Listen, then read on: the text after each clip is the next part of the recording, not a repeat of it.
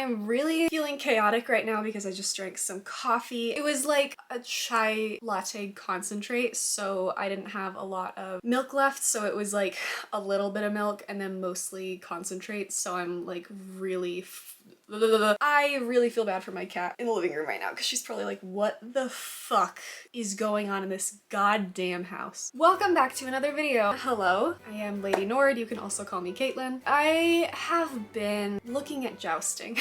I've started an obsession with all things, how do I put this? I have an obsession with things that have to do with warfare and combat. I find the Trojan War really interesting. Any combat really, if you give me a book and it's from the point of view of a soldier, I'm going to reboot, reset. I think it's really cool. The concept of someone willing to basically train their whole life, that's already really cool.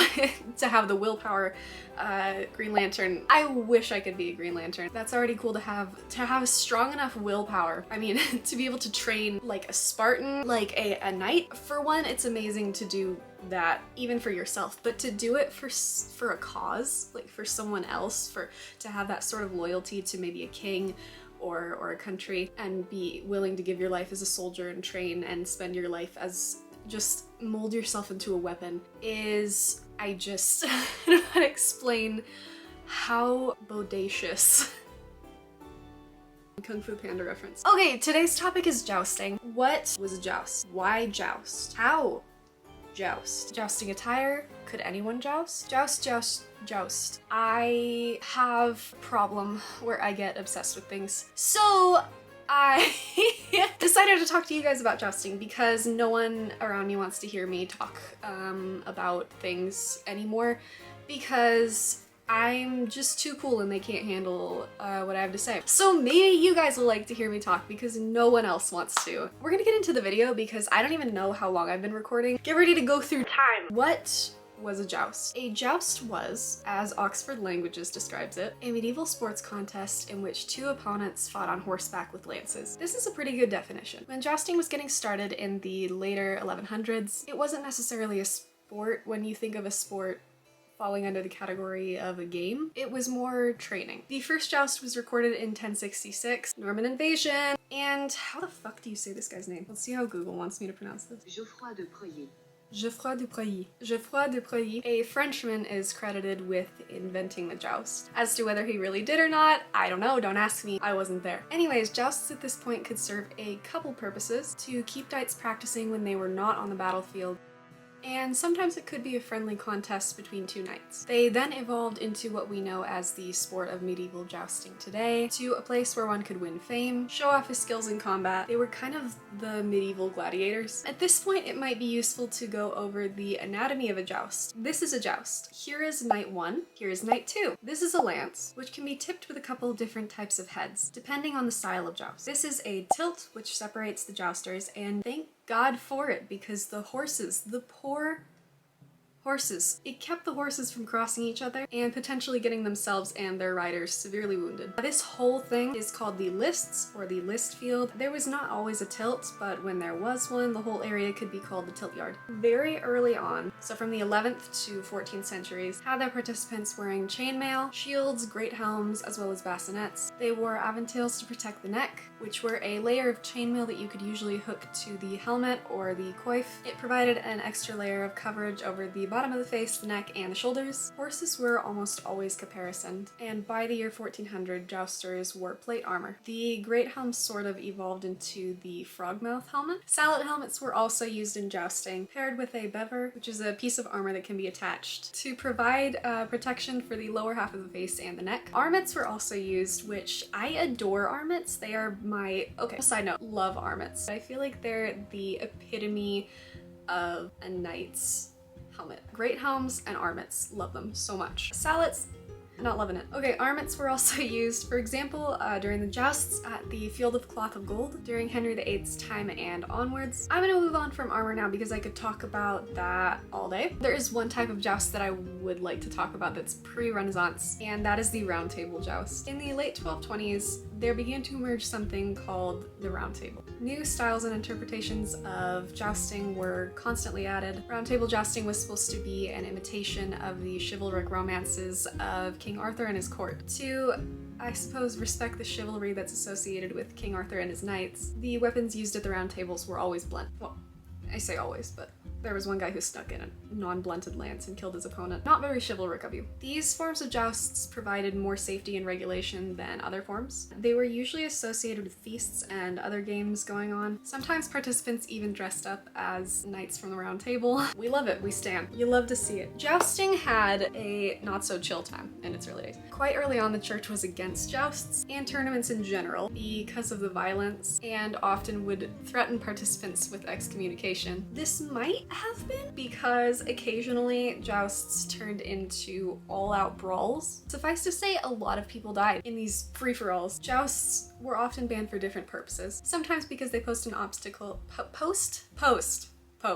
Sometimes because they posed an obstacle for recruiting knights for actual war. It honestly just depends on what king you got. Henry II forbid them. Edward I really liked tournaments and allowed them. He actually liked to use tournaments and round tables as a way to sort of inspire men to strive to become knights. Jousting and England from the 11th to 14th century had a rough relationship. It was banned and then unbanned, then kind of unbanned. Restrictions on it were loosened because of the fact that full acceptance and assimilation of jousts into English society wasn't very smooth or consistent. Many English knights traveled to the continent to participate in jousts until as late as probably the 1300s. Knights would travel to the Low Countries, to Ghent and Bruges, and take part in these famous tournaments. So I'm gonna get into sort of later jousting. Jousting as we know it today, grand, lavish, chivalric sport, was popularized by Maximilian I. He was the Holy Roman Emperor, and he played a large part in the chivalric revival during the Renaissance, which swept the German lands. There were so many chivalric revivals. In Maximilian's time, there were two types of jousts.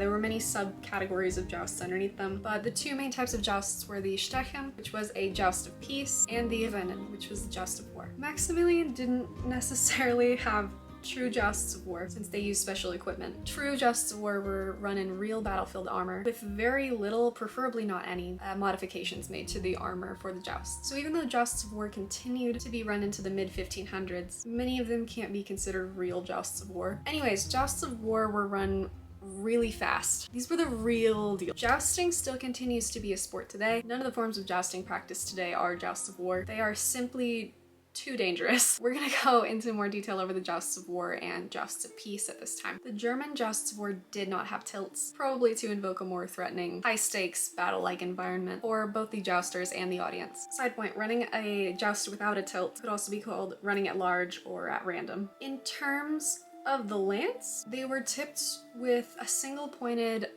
beak-like head. They meant business. They were curved like this to cancel out the attacking angle and try to recreate a 90-degree straight-on angle of attack. The armor was supposed to resemble, as closely as possible, battlefield armor. In most cases, while the armor was made to resemble real battlefield armor, it was not real battlefield armor. So for the war harness, you want the lightest armor with the most coverage and protection, and you want really good articulation. Sort of how you want really good articulation in your Star Wars Hasbro figures, but I guess that's too much to ask. Armor for jousts of war and peace were both really thick and heavy, and not really articulate at all. That's because you don't need it. You're riding in a straight line, barely moving your lance arm, especially later on when you've got couched lances. You don't need all of that articulation and lightness. What you need is protection, and you can give up articulation for that. Most jousting armor was essentially battlefield armor with special editions made for jousting, like Grand Guards, which are these things. They were cuirass reinforcements and breastplate add-ons, exclusively made out of steel, which became standard in the early 1500s. Anyways, back to jousts of war. Normally, horses did not wear armor during these. Instead, they wore chaperons, which